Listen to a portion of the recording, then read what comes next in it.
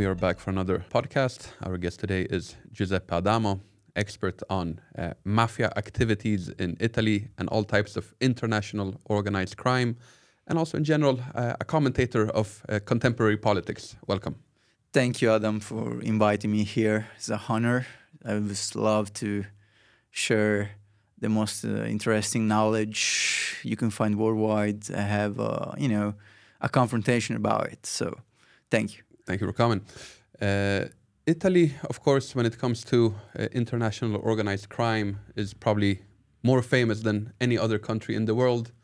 Maybe the Colombians can compete a little bit, but the imagination of international organized crime has by much been shaped.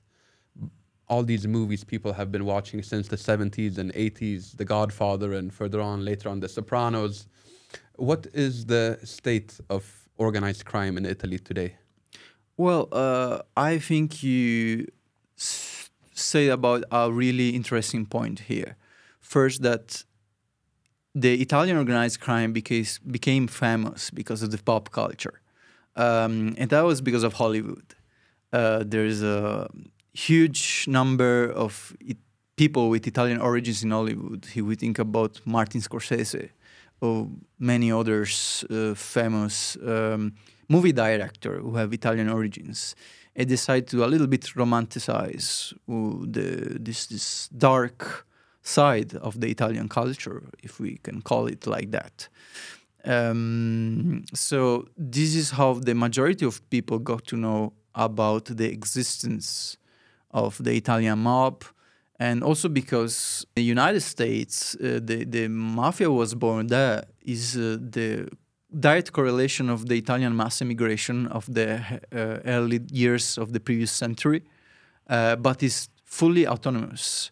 When the Italian mafia, which is in Europe, is completely connected with those families, those clans present in Italy, so that is a direct expansions, when in the United States they are pretty independent and there be almost no contacts, as far as I know, to the homeland until at least the 90s. Yes, in the 90s you had this trend of suddenly a lot of Sicilian mobsters arriving in America, and they were given the name Zips.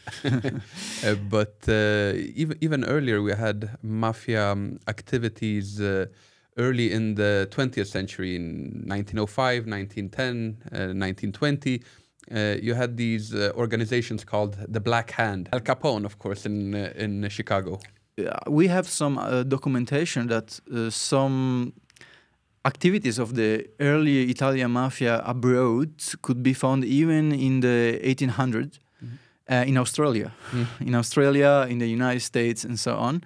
As you said, the Black Hand was one of the first definitions, which I well remember was done by one of the American prosecutor in the East Coast, somewhere, I remember if Boston or New York. This shady underworld was not clear to the prosecutor. They were not culturally ready and culturally educated to understand this phenomena.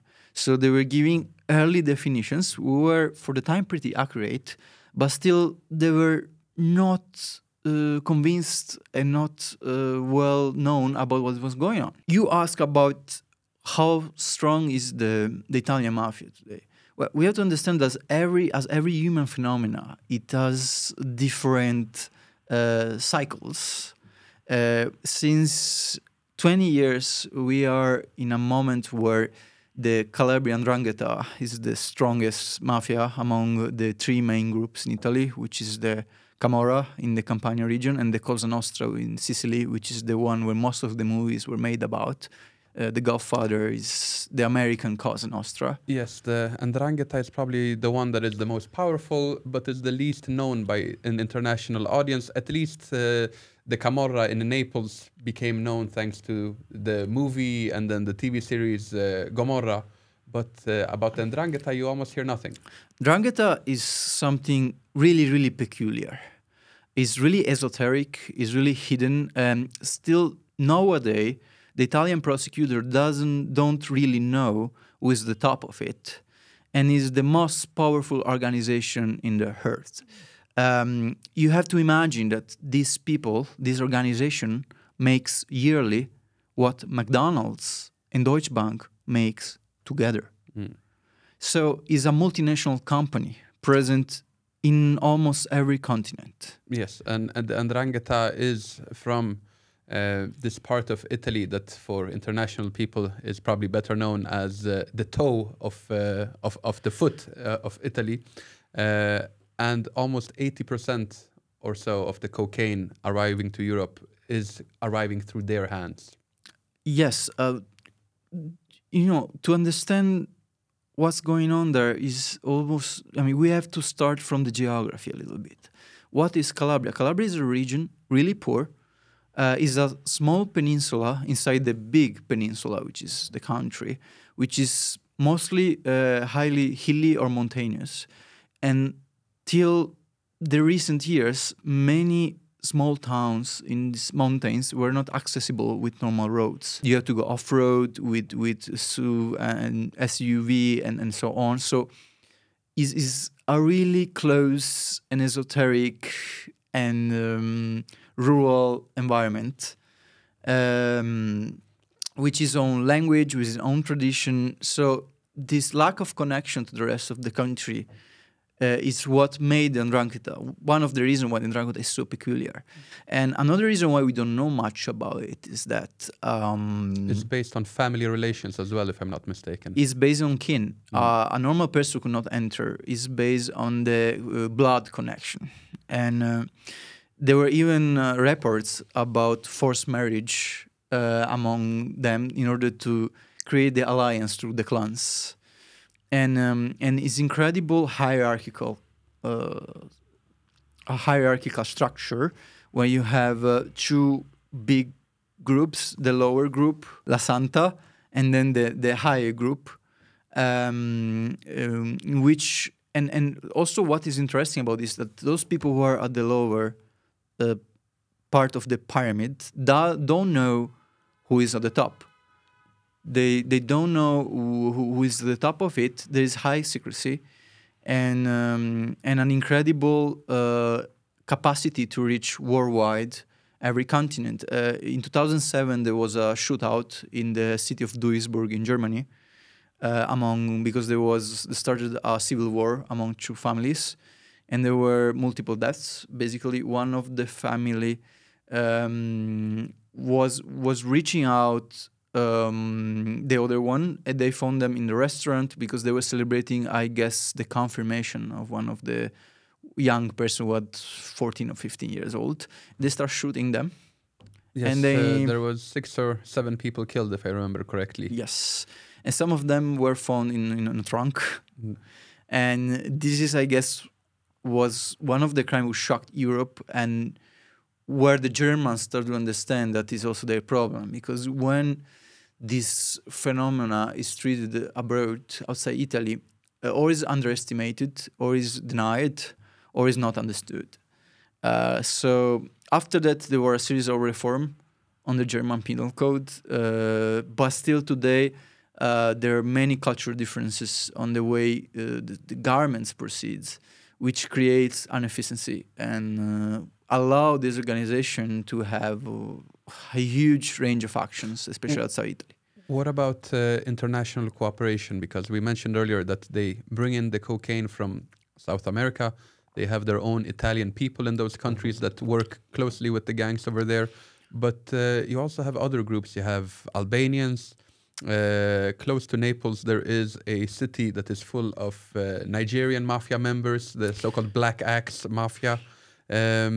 What other international connections? Who do they work with internationally? Okay, this is really interesting topic because they literally work as a multinational company.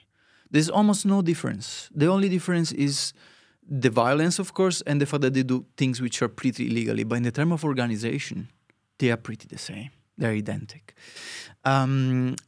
You mentioned cocaine. I will tell you an interesting fact.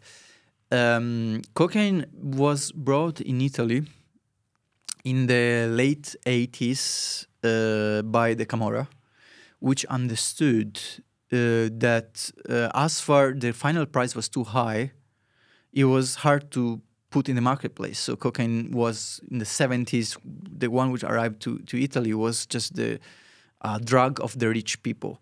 And they understood there are too many intermediaries. There's too many steps. So the final price was too high. So they sent their own people in Southern America. They cut half all these intermediaries. And they reorganized the supply chain.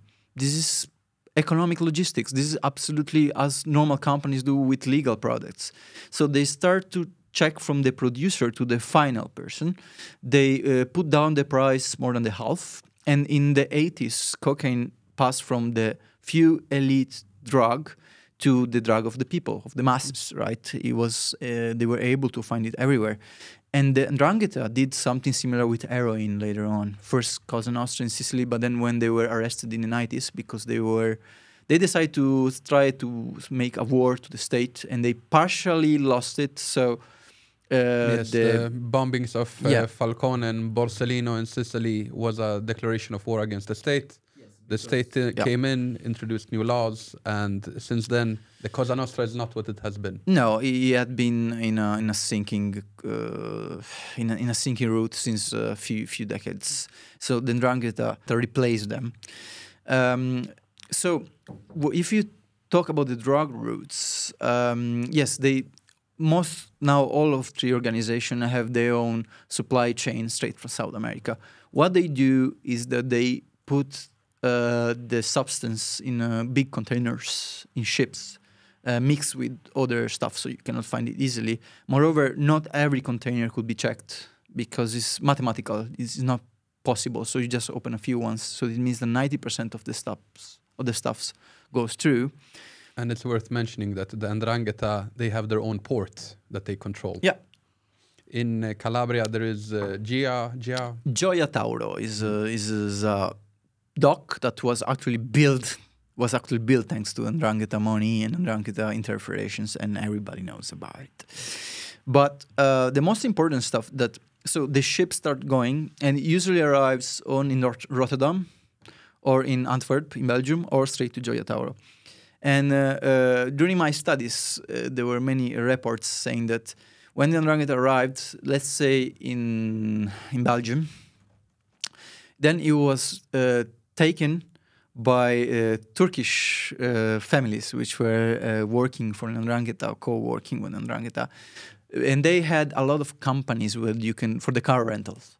So they had a big fleet of cars. They will modify the cars in order to put the cocaine inside, which would not be visible, and then drive to the Southern Europe and deliver. And then you will end up in a square, usually handled, if in case of Naples, handled directly by them, but in some other cases, they use illegal immigrants, often Nigerians, often Sub-Saharan African. Why? Because if they get caught, it's hard that they're gonna speak the truth. Moreover, it's not one of them. So it's the low-level soldiers that could be replaced, that could be used. They're earning quite well, or killed in the case that there is a civil war with a rivalry family. But usually they divide geographically the cities. So they usually it's rare that they're gonna interfere on each other, but it happens. Sure. And you see how this is not only a globalized phenomena in the sense that they are present all around Europe, all around the world, but they're globalized in the sense that they are globalized inside, because now they speak with foreigners, they collaborate with foreigners, both in Italy and outside Italy, to get to the final aim, which is money and power, basically. It seems to be a general trend that international crime is being even more globalized in recent years, and all of these groups are working with each other more closely than ever before. We will have to return to the topic in a future podcast. Thank you very much for coming on. Thank you so much.